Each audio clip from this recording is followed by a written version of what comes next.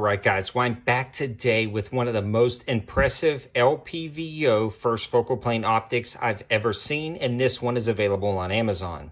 So these guys reached out to me and said, do I want to take a look at some scopes they had available?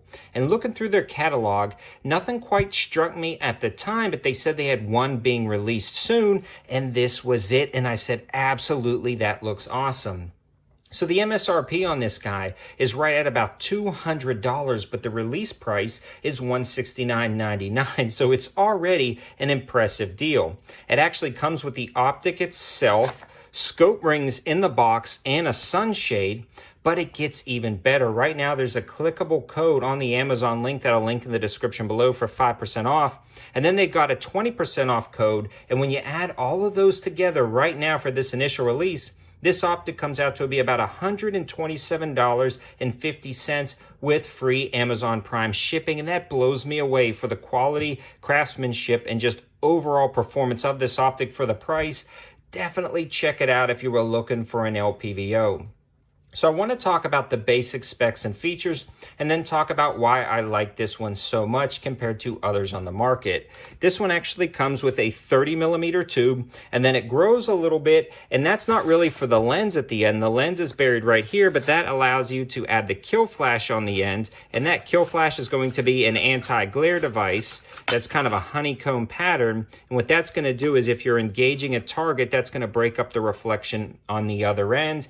And again, it does come with these 30mm rings in the box. I chose to use an offset mount. I'll leave the link in the description for this guy. This is one of my favorite kind of $30, $35 offset mounts, and it works perfectly for the eye relief on an AR-15. This does have capped turrets, but one of my first complaints, even though these turrets look cool, it serves no purpose in my opinion. In fact, it actually hurts the optic because dirt and debris can get in here, but they still do protect the turrets from being bumped. Now, the turrets themselves have decent clicks. They're not audible at all, but they are pretty tactile. Again, I would just like to see this as a solid cover. Both the top and bottom do it. Now, again, it looks pretty cool and unique, but I'd rather it just be solid, and it might actually save a little cost in the machining operation. You can see the windage and elevation knobs are really easy to get to, though, because these have some nice knurling on the caps, and then they're returned to zero. You can loosen these up and return to zero. I still need to do that, but everything's sighted in perfectly down at the range.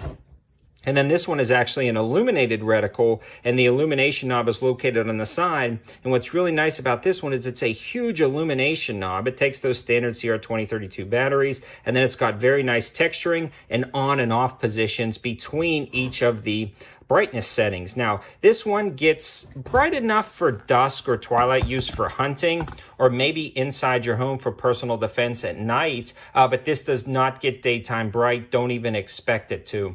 So that is one thing that could be improved, would be the illumination, but it does do what it's supposed to do for, again, evening or twilight hunting or personal defense inside your home.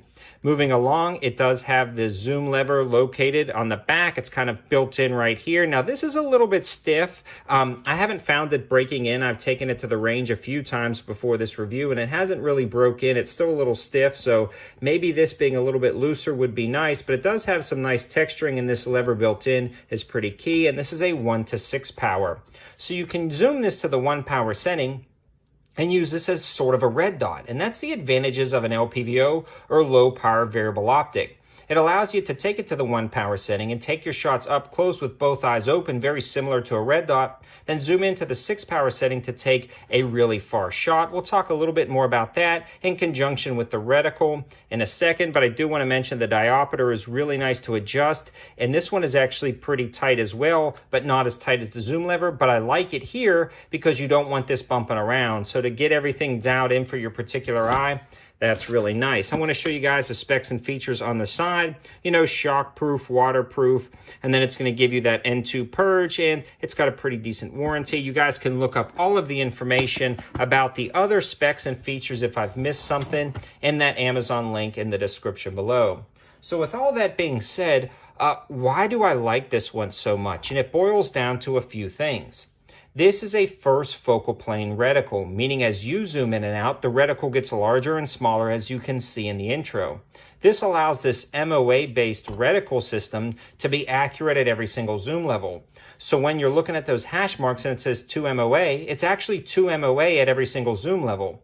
Whereas a second focal plane scope, those hash marks are only accurate at the maximum zoom level. So if you're tracking game across the field like a coyote or a hog, and you wanted to just scan the entire field at the 1 power setting and then quickly zoom in and you weren't quite sure where you ended up, maybe at the 4 or the 5, or that's where you want to take your shot, you can still use those MOA hash marks for that range estimation or bullet drop compensation. Depending on what rounds you have, those are going to be effective at every single zoom level. Now, the second reason why I like this is that it's actually usable at the 1 power setting. Most first focal plane optics in the LPVO series are very hard to use at the 1 power setting. The reticle almost disappears, but as you can see in the intro, this one is actually incredibly usable at the 1 power setting.